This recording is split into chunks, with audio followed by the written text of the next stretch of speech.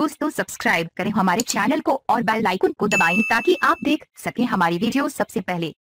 दोस्तों, अगर आप पाकिस्तानी हो तो पाकिस्तान जिंदाबाद, भारतीय हो तो जय हिंद नीचे कमेंट कर दें। प्लीज वीडियो को लाइक शेयर जरूर करें।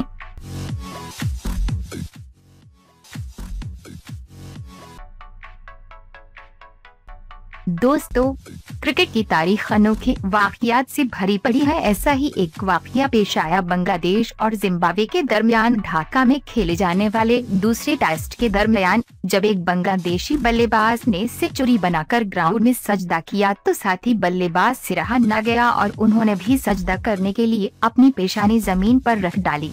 मंजर देखकर पूरा स्टेडियम तालियों से गूंज उठा। तफसीलात के मुताबिक जिम्बाब्वे और बांग्लादेश के दरमियान दूसरे टेस्ट के चौथे दिन बंगाली बल्लेबाज महमूद अल्लाह ने 8 साल बाद पहली सेंचुरी बनाई। तो सेंचुरी बनाने के बाद उनकी खुशी दीदनी थी और उन्होंने ग्राउंड में सजदा अदा किया, लेकिन उनके साथी बल्लेबाज महदी मिराज ने भी दौड़कर उनका साथ देते हुए सजदा अदा किया।